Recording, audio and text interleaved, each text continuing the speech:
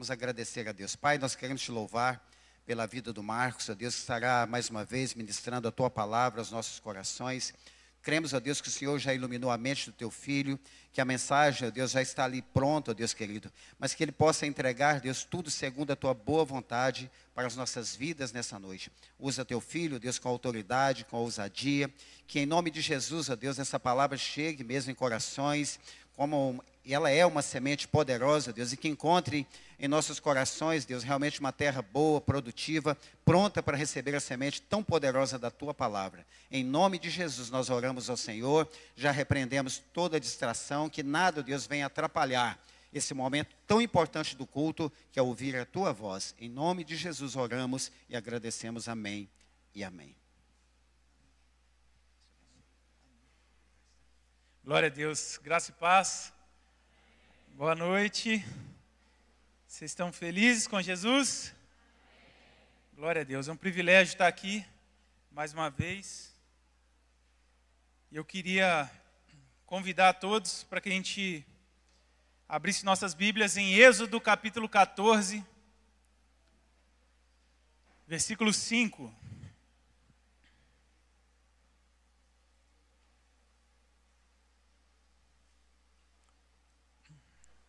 Êxodo 14, versículo 5. Sendo, pois, anunciado ao rei do Egito que o povo fugia, mudou-se o coração de Faraó e dos seus servos contra o povo, e disseram: por que fizemos isso, havendo deixado ir a Israel, para que nos não sirva? E aprontou o seu carro, e tomou consigo o seu povo, e tomou 600 carros escolhidos, e todos os carros do Egito, e os capitães sobre eles todos, porque o Senhor endureceu o coração de Faraó, rei do Egito, para que perseguisse os filhos de Israel. Porém, os filhos de Israel saíram com alta mão, e os egípcios perseguiram-nos, todos os cavalos e carros de Faraó, e os seus cavaleiros e o seu exército, e alcançaram-nos acampados junto ao mar, perto de Pi-Hairote, diante de Baal-Zefon. E chegando Faraó, os filhos de Israel levantaram seus olhos, e eis que os egípcios vinham atrás deles, e temeram muito. Então os filhos de Israel clamaram ao Senhor, e disseram a Moisés: não havia sepulcros no Egito para que tirasses de lá, para que morramos nesse deserto? Por que nos fizeste isso? Por que nos tens tirado do Egito? Não é essa a palavra que te temos falado no Egito, dizendo: deixa-nos que sirvamos aos egípcios? Pois que melhor nos fora servir aos egípcios do que morrermos no deserto. Moisés, porém, disse ao povo: não temais, estai quietos e vede o livramento do Senhor que hoje vos fará. Porque aos egípcios que hoje vistes, nunca mais vereis para sempre. O Senhor pelejará por vós e vos calareis. Então disse o Senhor a Moisés: por que clamas a mim? Dize aos filhos de Israel que marchem. E tu levanta a tua vara e estende a tua mão sobre o mar e fende-o, para que os filhos de Israel passem pelo meio do mar em seco. E eis que endurecerei o coração dos egípcios, para que entrem nele atrás deles, e eu serei glorificado em Faraó e em todo o seu exército, e nos seus carros e nos cavaleiros. E os egípcios saberão que eu sou o Senhor, quando for glorificado em Faraó e nos seus carros e nos seus cavaleiros. E o anjo de Deus, que ia diante do exército de Israel, se retirou e ia atrás deles. Também a coluna de nuvem se retirou diante deles e se pôs atrás deles, e ia entre o campo dos egípcios e o campo de Israel. E a nuvem era escuridade para aqueles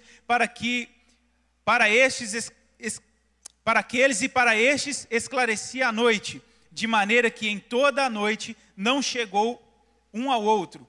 Então Moisés estendeu a sua mão sobre o mar, e o Senhor fez retirar o mar por um forte vento oriental toda aquela noite, e o mar tornou-se em seco, e as águas foram partidas. E os filhos de Israel entraram pelo meio do mar, em seco, e as águas lhe foram como um muro, à sua direita e à sua esquerda. E os egípcios seguiram-nos, e entraram atrás deles todos os cavalos de Faraó, os seus carros e os seus cavaleiros, até o meio do mar. E aconteceu que na vigília daquela manhã, o Senhor, na coluna de fogo e de nuvem, viu um campo dos egípcios e alvoroçou o campo dos egípcios. E tirou-lhes as rodas dos seus carros e fez-o andar dificultosamente. Então disseram aos egípcios: fujam da face de Israel, porque o Senhor por eles peleja contra os egípcios. E disse o Senhor a Moisés: estende a tua mão sobre o mar, para que as águas tornem sobre os egípcios, sobre os seus carros e sobre os seus cavaleiros. Então Moisés estendeu a mão sobre o mar, e o mar retomou a sua força ao amanhecer, e os egípcios fugiram ao seu encontro. E o Senhor derribou os egípcios no meio do mar, porque as águas, tornando, cobriram os carros e os cavaleiros de todo o exército de Faraó, que os haviam seguido no mar. Nem ainda um deles ficou, mas os filhos de Israel foram pelo meio do mar, em seco, e as águas foram-lhes como muro, à sua mão direita e à sua esquerda. Esse é o Deus a quem servimos. Glória a Deus! E é sobre esse Deus que eu vou falar com vocês nessa noite. Então, fechem seus olhos, vamos orar mais uma vez. Senhor, Tu és soberano, Tu és poderoso. Tudo está debaixo do seu controle, Deus. O Senhor é aquele que nos sustenta. O Senhor é aquele que faz sair sorrisos em meio ao luto. O Senhor é aquele, Pai, que traz sustento em meio às faltas. Pai, ao Senhor nós nos curvamos essa noite. Reconhecemos que Tu és tudo que precisamos, Senhor. Tu és tudo que precisamos, Senhor. Ministre aos nossos corações em nome de Jesus. Amém. Amém. Pode se assentar, pessoal.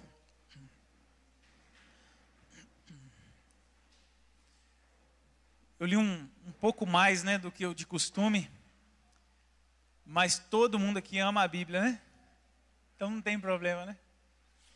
Pessoal, enquanto eu fiquei refletindo sobre essa palavra, algumas coisas me vieram à mente assim, e uma delas é o fato de que Deus colocou em nós, que todos nós, né, enquanto natureza, enquanto ser humano, né, nós temos uma aptidão para criar soluções.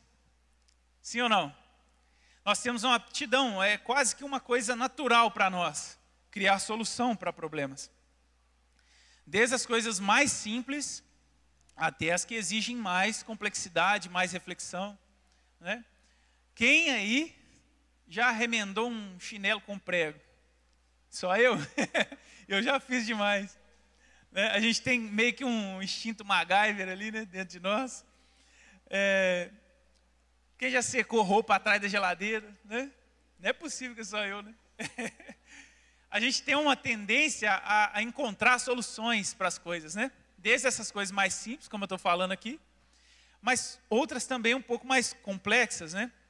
Se a gente pensar nos anfiteatros da Grécia, a gente vai ver uma acústica sofisticada ali, coisas que foram criadas há milhares de anos atrás.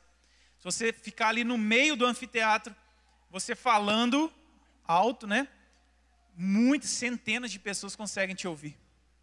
Isso é uma tecnologia desenvolvida há muitos anos atrás, né? Então, se a gente vê um problema, é quase que inerente à nossa natureza buscar alguma solução. Uma coisa que eu fiquei pensando também, que na Índia tem uma tribo que chama Meghalaya.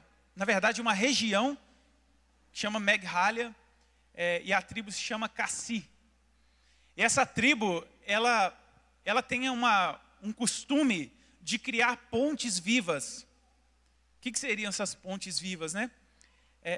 Gerações e gerações passam ali manuseando as raízes das árvores para que elas sejam moldadas e encontrem uma com a outra e formem uma ponte. Olha que legal. Não sei se vocês já viram alguma imagem assim, de um lado um penhasco, do outro penhasco, e as raízes das árvores se encontram e formam uma ponte. Isso é feito manualmente. E leva cerca de 500 anos para completar aquilo. Então imagina a primeira pessoa que foi lá mexer. Assim, vou começar um serviço aqui que eu não vou terminar. Vai ter que vir alguém atrás de mim aí para poder concluir. Mas isso já mostra algo mais profundo do que um prego no chinelo, né? Mas demonstra essa aptidão que nós temos para poder solucionar problemas. Certo? Mas e aí, de onde que vem essa aptidão? De onde vocês acham que vem? Do Senhor, né? O Senhor nos dá isso, essas condições.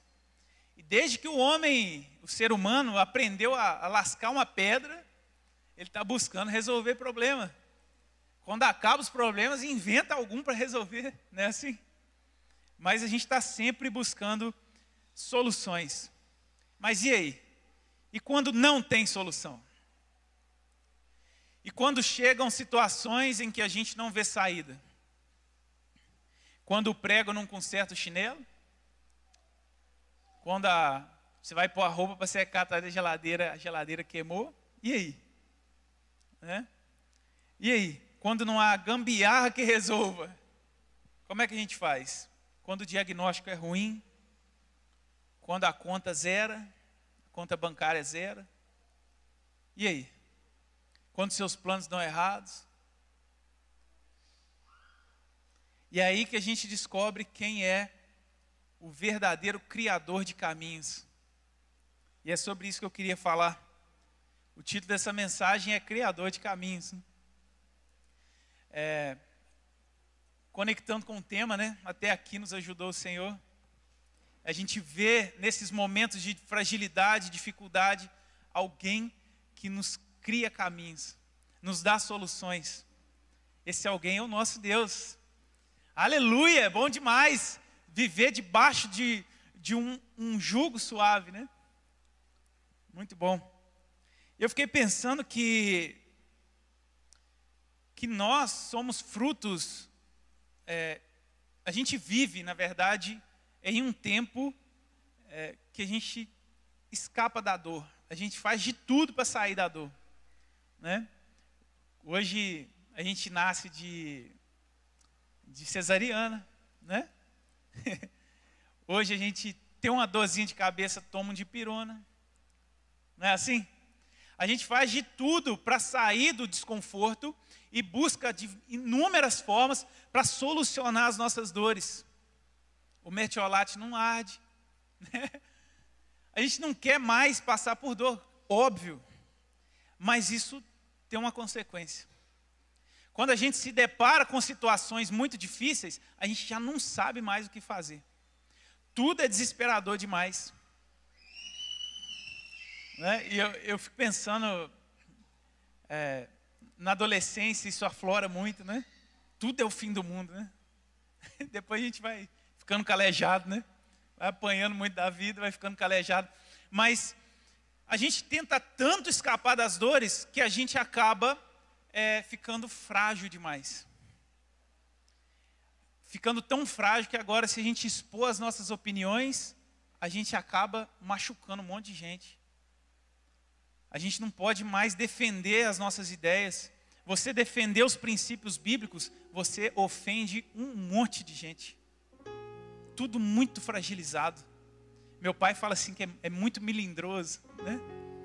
É tudo muito... Você tem que ter um cuidado muito extremo, porque está todo mundo com dificuldade de lidar com frustrações.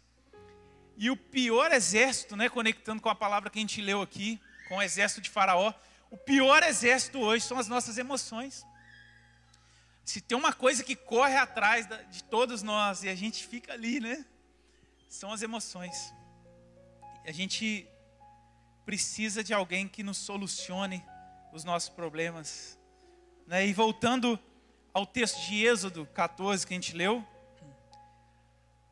nós vamos nos deparar com esse povo hebreu que estava ali fugindo, né? O povo de Israel que estava ali fugindo. Na verdade, eles estavam seguindo a direção de Deus. Mas esse povo, falando um pouco deles, né? Eles foram escravizados por 400 anos.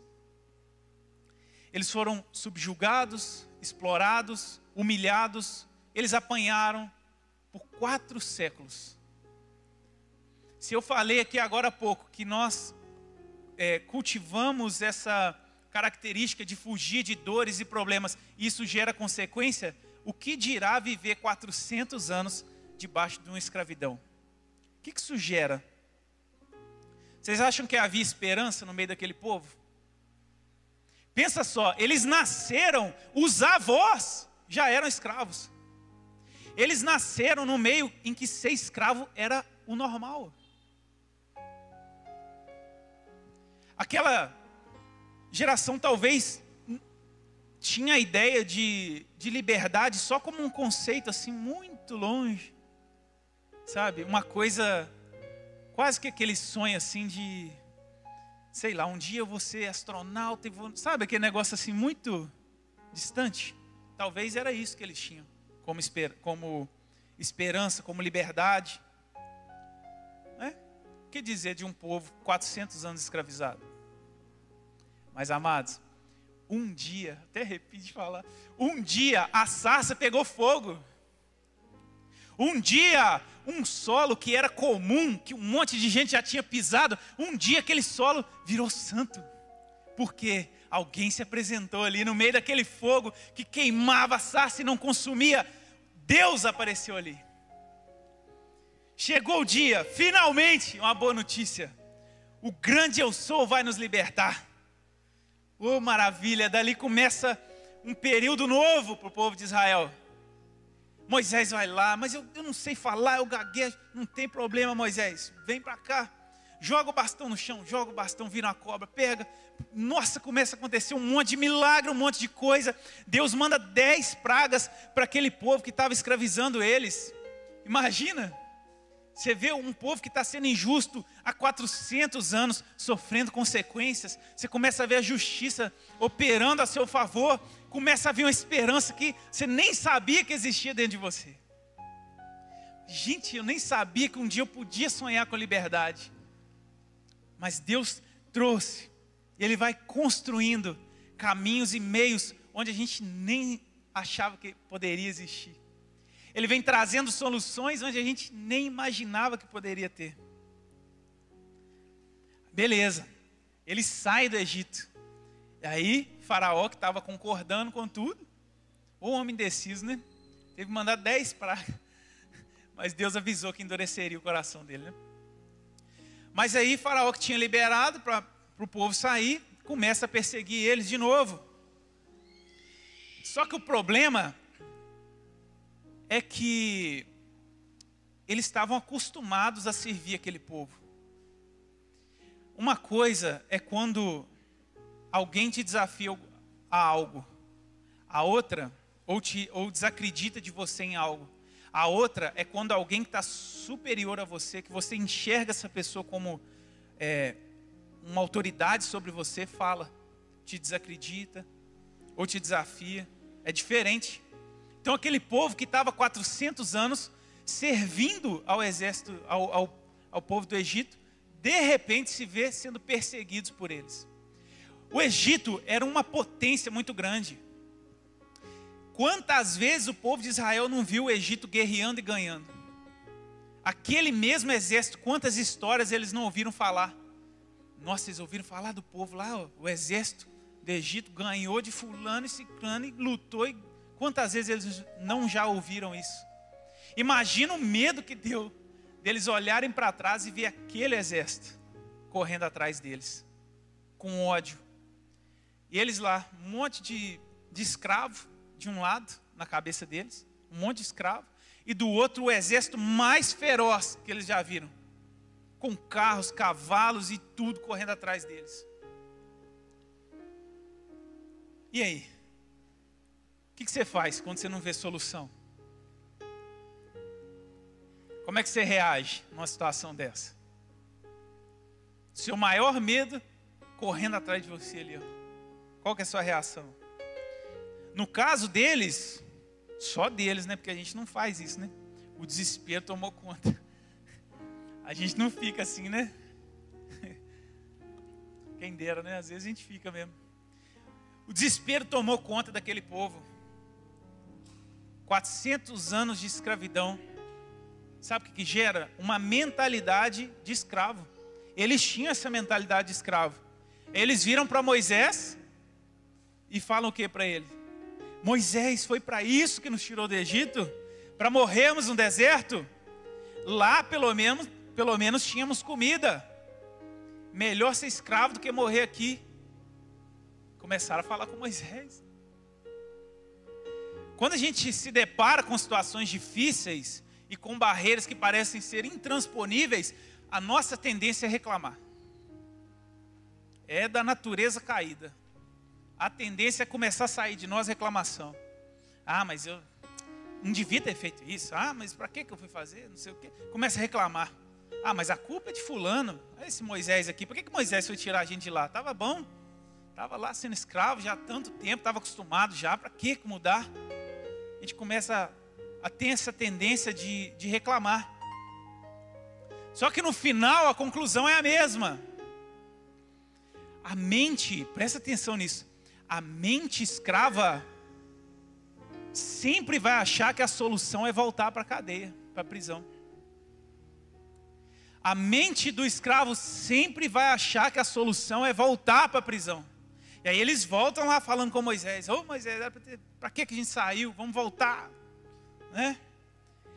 E Moisés vai falar com Deus. E a resposta de Deus parece irracional. Parece uma coisa sem sentido nenhum. De um lado, exército. Do outro, o mar vermelho. E aí, o que Deus fala para Moisés? Dize aos filhos de Israel que marchem. Ué, mas marchar para onde, Deus? Marchar para cima do exército? Marchar para dentro da água? Que resposta é essa? Como assim? Marchar para onde? Para o impossível? Mas é aqui que está a chave da mensagem. Nós vemos o impossível. Deus vê o caminho invisível. Nós vemos o fim, Deus vê um começo. Né? Nós vemos um mar, Deus vê uma estrada seca, perfeitinha, fácil de passar. Não é? Deus, Ele enxerga algo que nós não estamos vendo. Aí vai lá Moisés, levanta o seu cajado para o mar, e o mar vermelho se abre. Eu fiquei lendo isso, eu fiquei viajando assim. Eu fiquei pensando no povo desesperado e de repente vem aquele vento, o vento oeste, né? Que a Bíblia diz, vem aquele vento soprando. Aí, uai, que é esse vento aqui? E aquele negócio soprando e a água começa a balançar. E de repente aquele vento joga metade da água para um lado, metade para o outro. E vai secando o caminho. E vai abrindo aquilo ali. E o povo que já estava sem esperança começa de novo a ter esperança. Fala, meu Deus, olha o que está acontecendo. Está surgindo um caminho aqui. Deus falou para marchar agora, estou entendendo. Nós vamos marchar para cima do lugar seco aqui. Ó. Imagina essa situação. O alívio, né? A esperança. Deus, Ele é especialista em criar caminhos. É da característica de Deus arrumar a solução também. Foi daí que a gente herdou isso. Né? Deus, Ele cria caminhos. E Deus, Ele restaura e nos dá uma vida diferente, nos traz soluções, mesmo quando a gente falha. O povo ali estava murmurando 5 minutos antes. Estava lá falando com Moisés. Moisés, era melhor ter morrido no deserto. Para que tirou a gente de lá? Ter morrido no Egito. Para que tirou a gente de lá? Lá pelo menos tinha comida. Não sei o quê. O povo murmurava, era da natureza daquele povo. Né? Mas ainda assim, Deus fortaleceu. Porque eu estou falando isso por quê? Talvez você está assim, mas eu não vou receber a ajuda de Deus não. Eu falhei. Eu caí, eu pequei. Deus não vai me ajudar não. Ele me abandonou. E é comum que a gente tenha esse sentimento quando a gente erra. Eu lembro que no início da minha caminhada ali, eu nem ia à igreja ainda, né? Estava ali no meu quarto, lendo a Bíblia, sendo discipulado pela minha esposa, hoje minha esposa. E eu lembro que quando eu errava, eu pecava, faltava eu arrancar os cabelos da cabeça, assim, de tanto nervoso que eu ficava. E eu achava que Deus ia gostar menos de mim por causa disso. Só que se a gente avançar alguns séculos na história aqui, nós vamos olhar para um camarada que eu admiro muito, chamado Pedro. Pedro, ele caminhou com Jesus, né? Todo mundo se recorda da história aí. Jesus se encontra com ele e começa a discipulá-lo e trazer um novo propósito para a vida dele, ensiná-lo e caminhar com ele. E Pedro vai vivenciando aquele monte de milagre, experimentando aquele cuidado de Jesus. E Jesus ali presente com ele e sempre amando Pedro, levando ele consigo de perto e tudo mais. Pedro começa a se achar, né, não? Cara, estou bem demais, velho. E aí ele começa a assumir aquela postura de confiança e tal, que a gente faz isso muitas vezes. É muito fácil olhar para o Pedrão, né? Mas a gente faz isso também, né? A gente vai e começa a se inflar ali, a ficar confiante, e aí chega o ponto que ele fala para Jesus que nunca negaria ele, né? Que estava pronto para dar, eu dou minha vida pelo Senhor, sabe? Quando Jesus fala que seria preso e morto e tal, jamais. É quase que ele fala assim, ó, eu estou aqui, se eu estou aqui, relaxa, Jesus. Ele estava numa posição ali de inflado, né? E aí o que Pedro faz? Quando eles prendem Jesus, ele estava tão confiante ali que na hora que eles vão prender Jesus, ele saca a espada e toma, arranca a orelha, né? Jesus tem que ter o trabalho de colar a orelha de volta, né? Ô Pedro, você não entendeu nada não, Pedro? Beleza, prenderam Jesus, levaram ele. Aí tá lá Pedro se aquecendo no fogo, né? E o que acontece? Ah, você anda com Jesus e tal. Não, eu não, né? Parafraseando aqui. Pedro começa para não ser identificado como um dos discípulos, ele começa a negar Jesus. Ele faz isso uma vez, faz isso 2 vezes, faz isso 3 vezes. Na terceira vez, ele se recorda que Jesus já havia falado com ele que ele faria isso. Pedro não era tão bom quanto ele pensava. E ele chora amargamente. Ele sente aquilo. Ele se entristece com ele mesmo. O exército de Pedro era a culpa, era a angústia, era o exército que estava correndo atrás dele. Ele se sente pressionado ali pelos próprios sentimentos, né? Jesus foi crucificado. Os discípulos que andaram com ele por 3 anos passam a ficar desnorteados. E entre eles está lá um homem se sentindo extremamente frustrado. Pedro. Eu fico imaginando, sabe? Como que Pedro ficou naquela situação. O nível de frustração que ele estava sentindo. Quantas vezes a gente não passa por isso? Quantas vezes a gente não passa por alguma frustração que nos corrói por dentro? Talvez você chegou aqui assim hoje, frustrado, pensando, eu fiz tudo errado, eu não dou certo, não sei se tem jeito para mim não sei se tem esperança para mim não. Fulano, olha lá, fulano está bem, fulano está não sei o quê, mas eu não. Talvez você chegou aqui com um monte de sonho derramado pelo caminho que você passou, frustrado, tentou um monte de vezes uma coisa e deu errado. Talvez você está só o pó, né? Talvez esse tenha sido seu exército. O exército está correndo atrás de você com carros e cavalos e armas e espadas. Talvez sejam as suas frustrações. Pedro estava com vergonha, sem esperança. O que ele faz? A única coisa que ele sabia fazer. Para ele, ser pescador de homem era uma frustração. Ele tinha errado, ele não era nada daquilo que ele pensava, já deu errado. Então o que eu sei fazer? Pescar peixe. Então larga esse negócio de pescar homem para lá, que eu já deu errado. Vou pescar meus peixinhos aqui mesmo. E volta Pedro, para pescar peixe. De onde Jesus tinha tirado ele, volta o Pedro de novo. Por quê? Para ele já tinha dado errado. Tinha se frustrado. Pedro volta a pescar. Mas quem que não desistiu de Pedro? O próprio Pedro já tinha desistido dele, mas Jesus não. Jesus prepara um jantarzinho ali para eles, né? Pedro volta da pescaria, está lá Jesus assando o peixinho, preparando tudo para ele. Jesus vai atrás dele, encontra ele na beira do mar, faz uma fogueira, assa o peixe. E ali ele começa uma conversa transformadora, que está em João capítulo 21, versículo 15. João 21, 15.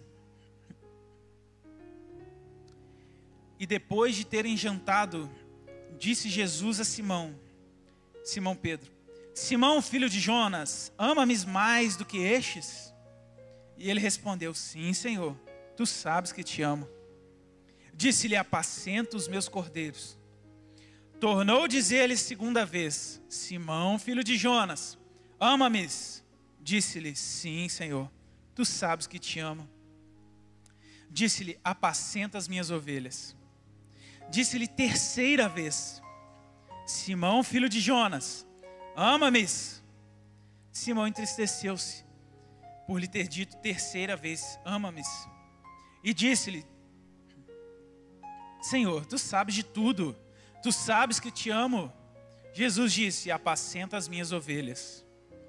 Na verdade, te digo que quando eras mais moço, te cingias a ti mesmo e andavas por onde querias, mas quando já fores velho, estenderás as mãos e outro te cingirá e te levará para onde tu não queiras. E disse isso significando com que morte havia ele de glorificar a Deus. E dito isso, disse-lhe: segue-me. Pedro, tu me amas? Sim, Senhor, tu sabes que te amo. Essa cena, ela se repete 3 vezes. Eu não sei se você sente isso, mas quando a gente lê, vai dando agonia, né? Imagina alguém te perguntando a mesma coisa 3 vezes assim, ó, olhando para vocês. Sabe? O que o Senhor quer que eu fale? Né? Essa cena se repete 3 vezes. Uma para cada vez que Pedro negou a Jesus. Pedro, por 3 vezes, falou que não conhecia Jesus. E aqui, 3 vezes ele diz: eu te amo. Tu sabes que eu te amo. Tu sabes que eu te amo. E é legal que, no final, Jesus não só restaura Pedro, mas ele dá um chamado ainda maior para Pedro: apacenta as minhas ovelhas. Agora ele não só vai pescar os homens, não só vai atraí-los para Jesus, ele vai apacentar as ovelhas. Jesus entrega para ele. Pedro dá tudo que tinha para Jesus. O que Pedro tinha? O pecado. Ele tinha a negação, a mentira. O que Jesus dá a ele? Um chamado ainda maior. O que significa isso? Então eu vou errar? Não. Significa abre seu coração e dá tudo para ele. Seja o que for. Sabe? Entrega tudo para ele. Quando a gente chega para entregar a nossa vida para ele, o que a gente tem para dar para ele? É só pecado, só erro, murmuração, mentira. E que mais? O que de bom temos nós para dar a Jesus? A gente só entrega a nossa morte, né? Eu vi um vídeo falando sobre isso. A gente entrega a nossa morte para Jesus. Ele que nos dá a vida. Glória a Deus por isso. Pedro viu o fracasso. Jesus viu um futuro. Né? Pedro viu um erro irreversível. Jesus viu a redenção. Pedro achou que não merecia mais servir. Jesus deu para ele uma missão. Todos nós falhamos, pessoal. Todos já tivemos momentos de negação, de fraqueza. Mas o amor de Deus, ele não é levado pelo nosso desempenho. Eu não faço Deus me amar mais à medida que eu me desempenho melhor. A gente está muito... a gente ouve hoje que a gente tem que acordar às 5 horas da manhã, tomar banho gelado, não é assim? Todo mundo tem que ser milionário, que senão ser um fracasso. Não é assim? Mas Deus, ele não se baseia no nosso desempenho. O nosso desempenho é uma resposta ao amor de Deus. A gente pensa assim, eu quero mais santidade. Não é para Deus chamar mais. É porque você está amando mais a Ele. Sabe? Eu quero fazer mais coisas para Deus. Não é para Ele olhar para você e falar assim, nossa, esse filho, essa filha minha é o top. Não é para isso. Você se desempenha mais em gratidão a Deus. Ora pela minha voz aí que ela está sumindo, gente. Pelo amor de Deus. Bom, por fim, nós temos Paulo. Paulo, um gigante da fé. Um homem que enfrentou naufrágios, prisões, perseguições, injustiças, injúrias, açoites, né? Paulo, um homem que superou diversas dificuldades. Um homem que teve a sua vida mudada, transformada por Deus. Que a gente prega até hoje pelas obras de Paulo, né? Mas Paulo, ele tinha um problema que ele chama de espinho na carne, né? E a Bíblia diz que ele orou 3 vezes para Deus remover esse espinho. Mas 3 vezes Deus disse não. O que seria isso para essa época que a gente vive? Da dipirona que eu falei lá no início, né? Do mertiolate que não arde. O que seria esses 3 nãos?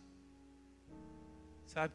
E me dá a entender, quando ele fala assim, eu já orei 3 vezes, me dá a entender que ele estava acostumado a orar uma vez e está resolvido, né?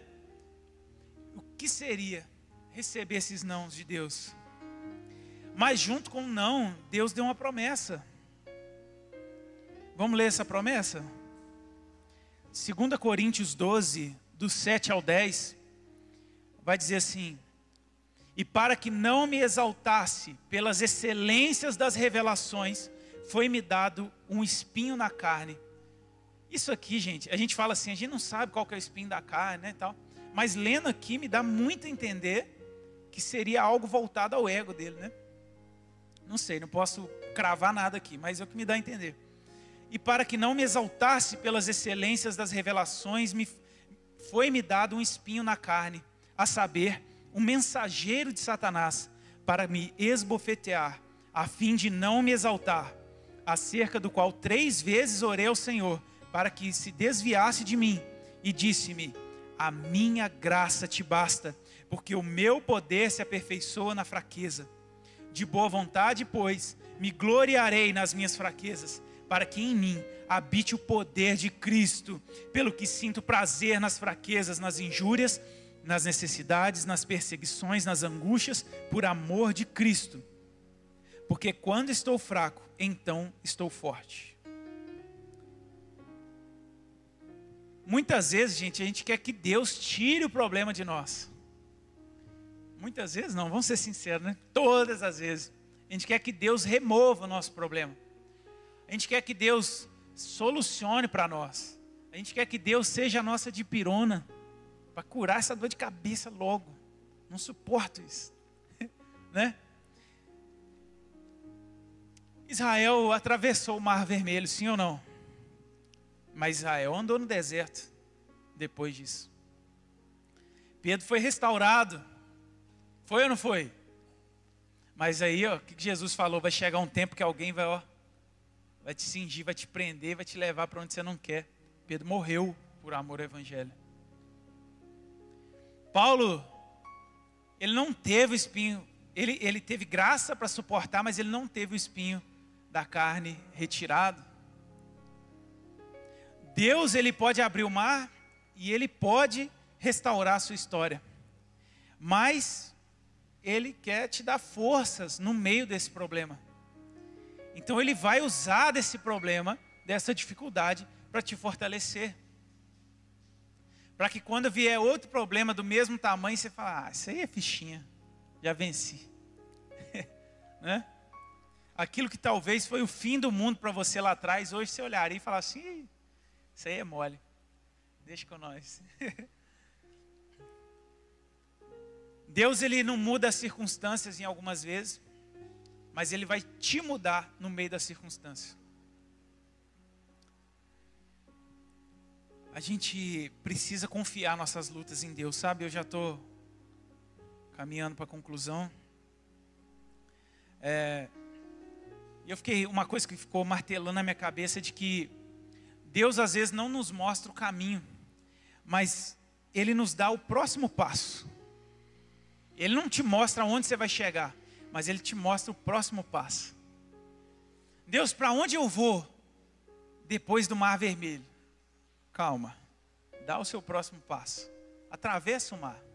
Seu problema hoje é atravessar o mar. Atravessa o mar. E confia que assim como eu abri o mar, eu vou te dar o resto do caminho. Né? Então talvez você está com medo de tomar alguma decisão. Talvez você está ali ansioso por alguma coisa. Talvez você está com medo por alguém da sua família. Está temendo algo. E Deus fala, só dá o próximo passo. Confia que o caminho sou eu que faço. A gente precisa aprender a confiar que Deus está abrindo caminhos. Mesmo quando a gente não consegue ver. Imagina, volta a falar, imagina aquele povo com um exército correndo atrás deles e do outro lado um monte de água. E aí? Deus faz um caminho, Ele prepara isso. Lembra das pontes vivas que eu falei no início?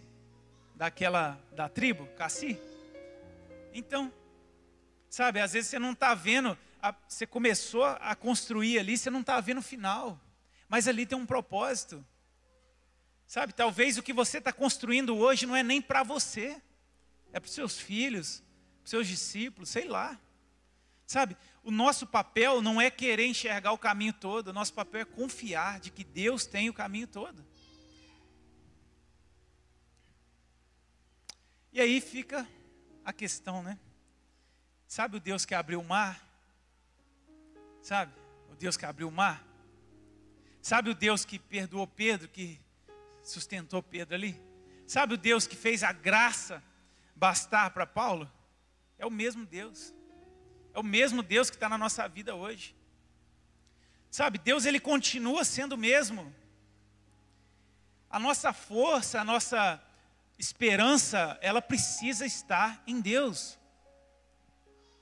Porque é dele que emana toda as soluções da nossa vida, vem dele. Vem tudo dele. E quando você olha para alguém que está ali firme com Jesus, quando você olha para Josiel, para a Cris, você vê depois de tudo que eles passaram ali, da perda, você olha como é que eles estão de pé firme. Tenho certeza que tem uma marca no coração deles. Até aqui nos ajudou o Senhor. Não é, José? Até aqui nos ajudou o Senhor. A gente passa por problemas, mas até aqui nos ajudou o Senhor. Até aqui nos sustentou o Senhor. Até aqui os caminhos foram feitos pelo Senhor. Sabe, eu queria convidar vocês para ficar de pé, para a gente orar. O maior caminho que Deus abriu, foi o caminho entre o pecado e a salvação. Deus abriu um caminho que seria impossível para qualquer um de nós. Talvez você fale assim, lá no Mar Vermelho, hoje a gente tem tecnologia para poder drenar, aí passar e não sei o que, tem barco, tem navio, tem avião, você pode arrumar o que for, mas o caminho entre o pecado e a salvação, nenhum de nós poderia abrir. E esse caminho foi aberto por Jesus. Deus, ele cria caminhos. Então eu quero que você saia daqui essa noite com isso no seu coração. Talvez está parecendo sem solução, para Deus não. Deus tem a solução de todas as coisas. E isso enche o nosso coração. Não só pelo que Ele faz. Aqui eu falei um pouquinho do que Ele faz, né? De abrir os caminhos e tal. Mas por quem Ele é. Porque quando a gente vê o esforço que Deus tem em abrir caminhos novos para nós, a gente percebe o coração de Deus. A gente percebe o tamanho desse amor maravilhoso que Deus tem por nós. Eu fiquei pensando nisso quando a gente cantou aqui. Uma vez que eu coloquei os meus olhos em ti, nada mais me satisfaz, né? Minha voz já foi embora já, mas é isso. Quando a gente olha para o Senhor, quando a gente vê o Senhor, nada mais nos satisfaz, porque a gente se depara com amor que é imensurável. Esse ato de Deus abrir caminhos, construir passagens onde não tem, de solucionar problemas insolúveis, é característica de alguém que ama muito, não é? Quem é pai aqui? O que você faria pelos seus filhos? As mães, eu nem pergunto, porque tem um povo que sacrifica, é mãe, né? O que você faria para o seu filho? Sabe? Agora imagina, ele entregou o seu único filho por amor a nós, para criar um caminho que seria impossível. Esse caminho foi gerado em amor. Existem barreiras que só o amor vai conseguir sobrepor, sabe? E essa é a característica do nosso Deus. Eu queria falar isso essa noite, porque eu estou vivendo isso todo dia, né? Eu só posso compartilhar daquilo que eu tenho, né? E eu estou vivendo isso. Deus criando caminhos, né não, Tom? Deus criando caminhos onde não tem. Você fala, ixi, agora já era, agora deu tudo errado. Aí Deus vai e cria um caminho. Ô filho, calma aí, né? Descansa. Descansa. E quando eu penso nisso, nesse descansa, eu penso nos outros problemas que eu tenho, que ainda não vi solução ainda. Mas eu sei que tem um Deus que faz caminhos aqui. Tem um Deus que cria caminhos, gente. É o nosso Deus, nós estamos aqui servindo a esse Deus amoroso, maravilhoso, que se importa com as nossas dores. Talvez você fale assim, eu sou sozinho no mundo, ninguém está nem aí para mim. Não, Deus está aí para você. Ele se importa demais com você. Talvez mas Deus não me responde, ele está em silêncio, já não é de hoje. Ele está te fortalecendo. Sabe, é o que a gente viu aqui. Às vezes o caminho difícil não é para te destruir, é para te fazer mais forte, porque Ele vai te capacitar, e mais para frente você vai ter condição de fazer coisas maiores, porque Ele te fortaleceu. Queria que a gente adorasse a Deus aqui. O louvor vai cantar. A gente colocasse o nosso coração em gratidão mesmo a Deus, sabe? A gente está aqui vivendo o ano da gratidão, não é à toa não, sabe? A gente tem muito para agradecer. Então que a gente adore a Deus e tenha gratidão por quem Ele é na nossa vida, amém? Na sequência eu vou orar com vocês.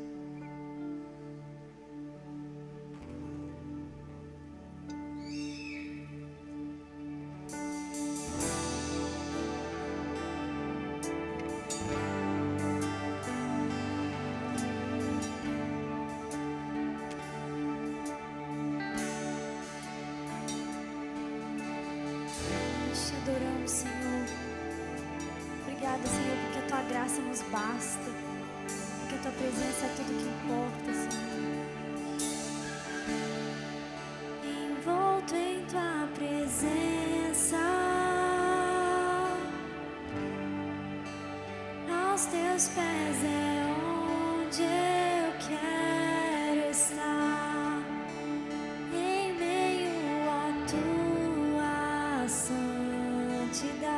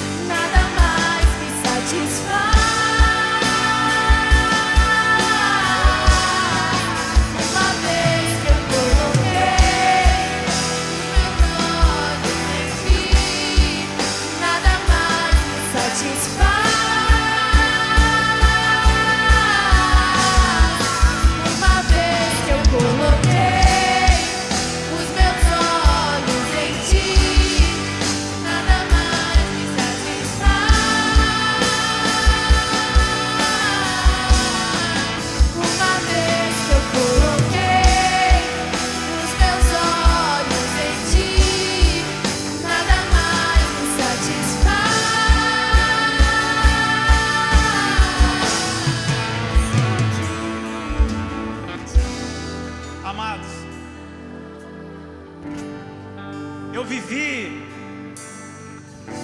20 anos da minha vida com meus olhos em várias outras coisas. Sabe, durante esse período eu me alimentei de um monte de coisas. Eu buscava satisfações pessoais, desejos pessoais. Eu olhava o meu lado ali e não estava nem aí. Sabe, eu buscava algo que me preenchesse. Eu encontrei um monte de coisas que me entorpeceu, que me deu ali boas sensações, boas lembranças durante um tempo. Mas uma vez, irmãos, uma vez eu coloquei os meus olhos em Deus. E eu não queria. É como se Ele pegasse o meu rosto assim e virasse para Ele. Eu tentando fugir, fechar o olho, e Ele virasse meu rosto para Ele. E naquele dia, quando os meus olhos se cruzaram com o dele, a minha vida foi transformada, irmãos. E nunca mais eu quero tirar os olhos dele. Eu já falei com ele que se um dia eu quiser tirar os olhos dele, ele me leva, mas não me deixe tirar os olhos dele. Nada mais me satisfaz. Nada mais me satisfaz. E eu tentei buscar essa satisfação em um monte de coisas, mas nada satisfaz como o olhar de Jesus. Essa noite talvez você precise se reconciliar com Deus. Talvez você ainda não entregou sua vida para Jesus. Talvez você está como eu no passado, fugindo, tentando fechar os olhos e não deixar os seus olhos cruzar com os dele. Eu queria que você, se você quiser entregar sua vida para Jesus, ou se reconciliar nessa noite, você levantasse suas mãos para que a gente pudesse orar para você. Eu não sei se tem alguém aqui que ainda não fez isso, mas se tiver, e você tivesse com isso no seu coração, de entregar sua vida para Ele, de permitir com que esses olhos maravilhosos se cruzem com os seus, levanta sua mão. Talvez seja essa a oportunidade da sua vida. Deixa Ele criar seus caminhos. Alguém? Amém. Amém. Então, queria que vocês fechassem os olhos para a gente orar mais uma vez, louvando esse Deus maravilhoso que mantém essa geração viva. O nosso Deus mantém a nossa geração viva, e nós vamos criar caminhos para outras gerações também, amém? Porque essa condição Deus colocou em nós. Deus nos deu a habilidade de criar também. Então nós vamos preparar caminhos para outras gerações vivas que virão. Nós vamos trabalhar, nós vamos semear. O grão de trigo vai cair na terra e morrer para dar muito fruto, amém? Que nós sejamos o grão de trigo que não teme a morte.